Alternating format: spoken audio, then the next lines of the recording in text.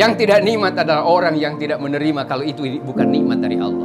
Yang tidak nikmat kalau itu dianggap hanya merupakan produk dari kemampuan dirinya sendiri. Ini yang tidak nikmat. Punya uang jadi tidak nikmat karena merasa kemudian masih ada uang yang bisa saya ambil. Tausiah Harian Ramadan 1442 Hijriah. Kebaikan tanpa batas bersama Baitul Mal Hidayatullah. Bismillahirrahmanirrahim. Assalamualaikum warahmatullahi wabarakatuh.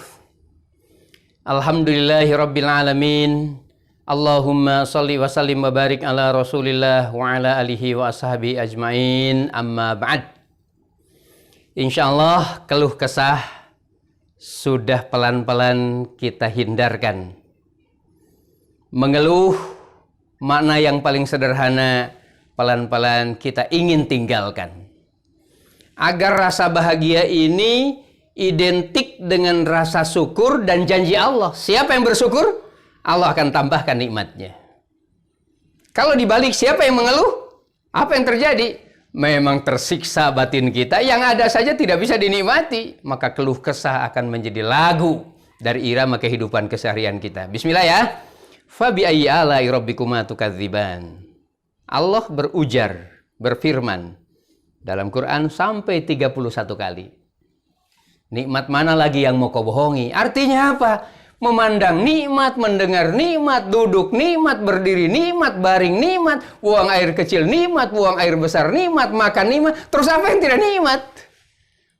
Yang tidak nikmat adalah orang yang tidak menerima kalau itu bukan nikmat dari Allah. Yang tidak nikmat kalau itu dianggap hanya merupakan produk dari kemampuan dirinya sendiri. Ini yang tidak nikmat. Punya uang jadi tidak nikmat karena merasa kemudian masih ada uang yang bisa saya ambil. Padahal yang ada saja belum kita keluarkan infaknya, belum kita keluarkan zakatnya. Ini berbahaya sekali. Orang bisa menjadi sepi di tengah keramaian, menjadi sangat miskin kepribadiannya. Di saat kemudian dia punya kekayaan yang begitu banyak dengan lingkungan yang gemerlap. Hampir tidak ada fasilitas yang dibutuhkan untuk hidup kecuali diadakan semuanya di rumah, di halaman rumahnya, bahkan kemudian semua aksesorisnya. Hayo bismillah, bukan harus dibuang, nikmati agar kemudian real setiap kita bersyukur, maka Allah tambahkan. Orang miskin yang bersyukur insya Allah nikmat. Orang kaya yang bersyukur insya Allah nikmat.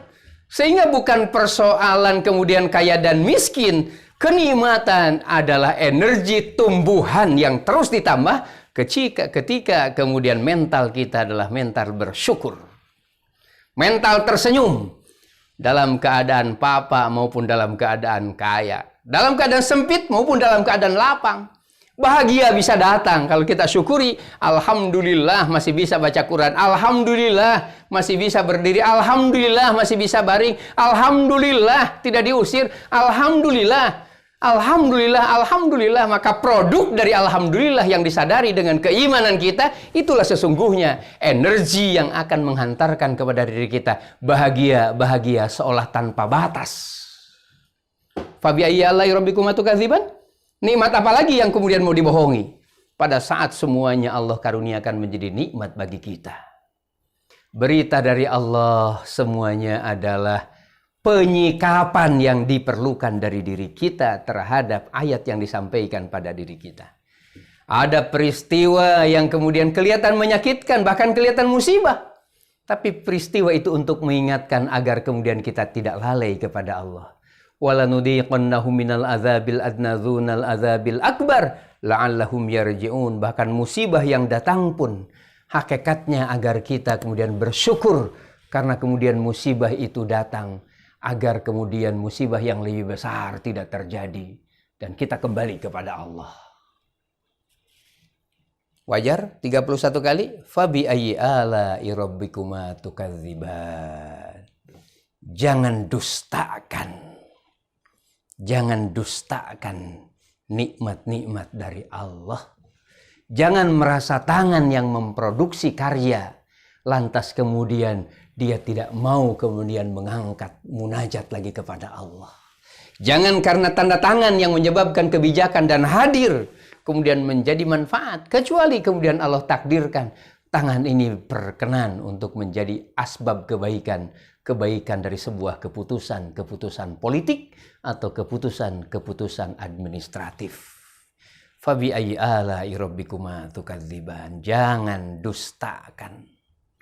Bisa ketemu dengan anak pada saat makan, bisa ketemu dengan suami hatta dalam keadaan capek, nikmati, kalimatkan alhamdulillah. Agar kemudian makan bersama menjadi nikmat, bahkan kita programkan agar itu tidak hilang di saat kita sibuk sekalipun.